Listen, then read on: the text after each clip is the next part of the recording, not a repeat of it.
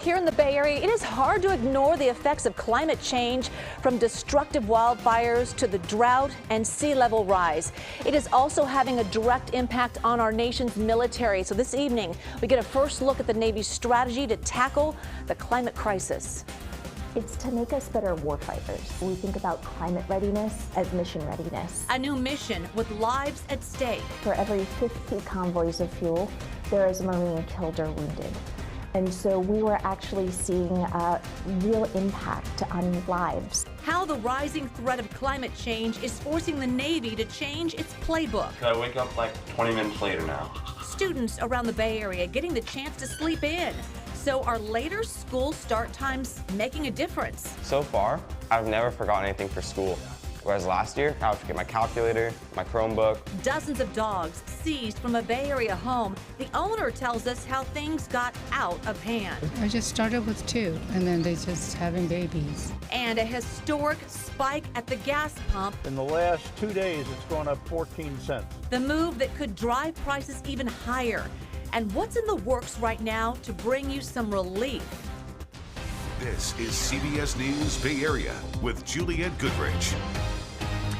Hello. Well, it is a call to action for all of us. Today is the 5th annual California Clean Air Day, and while we can all do small things like public transit, our nation's armed forces are coming up with their own game plans. The carbon footprint from the U.S. military rivals that of some small countries. A 2019 study from Boston University found the military produced more than 1.2 billion metric tons of greenhouse gases in the last 2 decades.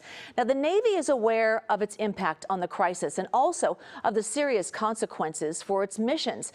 KPIX 5's Lauren Toms got a chance to hear about its sweeping new strategy to tackle climate change. This is what we typically imagine when we think of the Navy.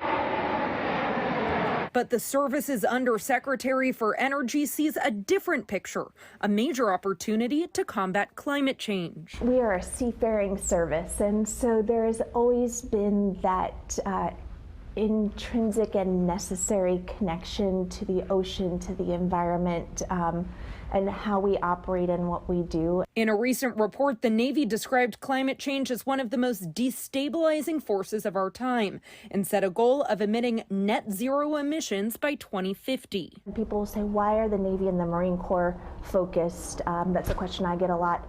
It's to make us better warfighters. Berger says that mission readiness includes doing their part to prevent hurricanes and wildfires that Marines often deploy to for aid and assistance. We're caught in this environment where the impacts that we're seeing are calling on our Navy and Marine Corps more, but also compromising their ability to be able to respond because of how consequential a weather event, how consequential a heat event, which California knows so well. California is one of the biggest domestic leaders in shifting to renewable energy, something the Undersecretary says she's keeping a close eye on. The Navy, of course, is a big consumer of fossil fuels.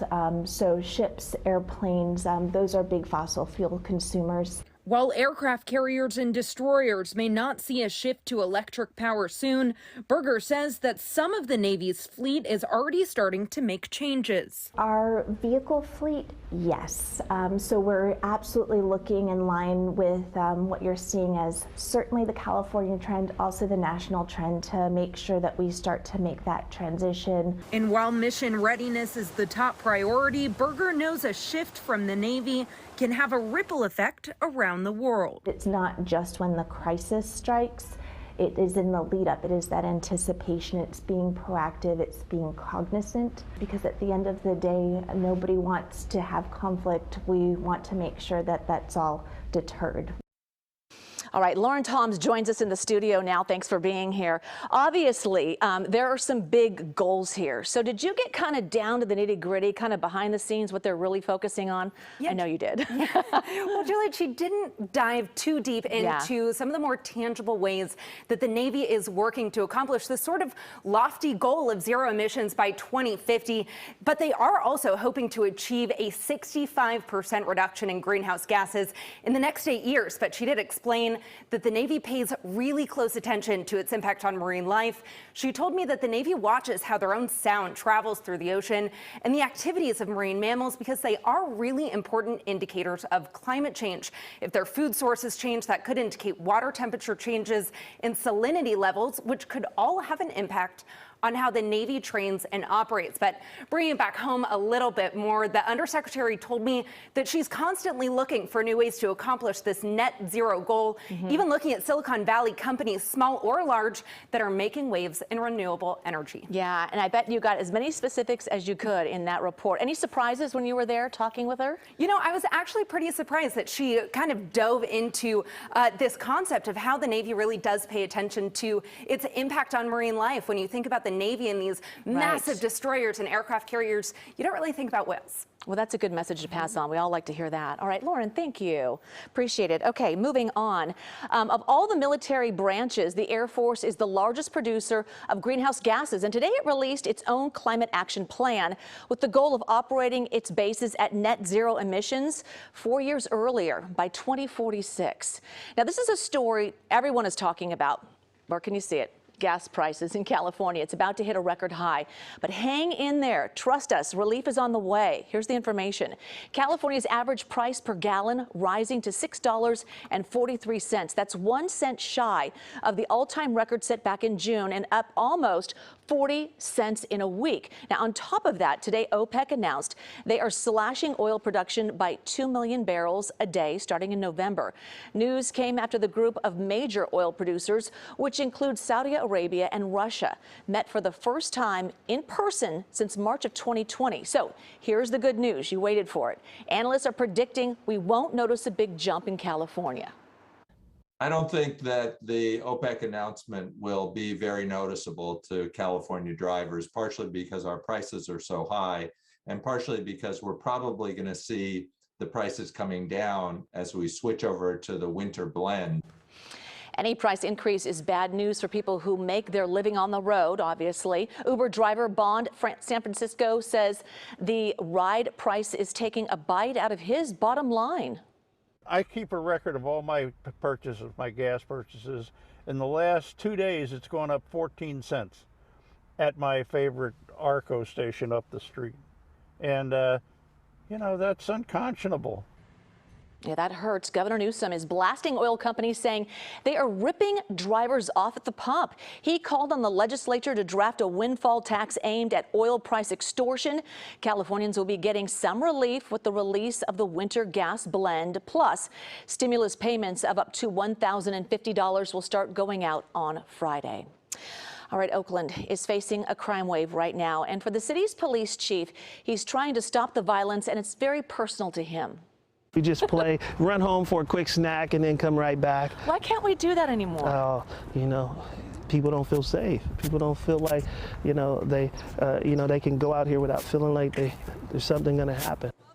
That was Chief Armstrong. I went back to his old stomping grounds in West Oakland, right where he grew up, a couple blocks from where his mom would call him home at night. So coming up at 7, you can hear more of our conversation about what's happening in his city and why he's not losing hope. He says he's in it to win it. And we're also revisiting the case of beloved restaurant owner who was senselessly killed in front of his son. We will hear from his family about why new evidence in the case is giving them hope that his killer will soon be caught, and that is all coming up at 7 o'clock. Other stories around the Bay for you in Contra Costa County. The Sun Valley Mall in Concord was on lockdown for about 2.5 hours this afternoon after a man threatened to shoot shoppers. Concord police say around 2:45 p.m. mall security called them about a man acting erratically and claiming to have a gun. They immediately evacuated the mall. Once it was cleared out, they flew a drone inside and used that to talk with the man. He eventually surrendered without incident. Police say the man never actually had a weapon in the first place. A criminal investigation underway right now after dozens of dogs were taken out of a San Francisco home. Now, this is on Olmsted Street near the 101-280 interchange. Animal control responding to neighbors' complaints about the smell and also barking coming from the home. The dog's owner told us she doesn't even know how many were there. But animal control says they seized more than 30 dogs. The owner says she's trying to find new homes for the dogs herself, but she just can't keep up with the new litters. I just started with 2, and then they just having babies. You know, they multiply so fast. San Francisco Animal Control says the dogs are being cared for at local shelters until they figure out what to do with them, but they stress none of them are currently up for adoption.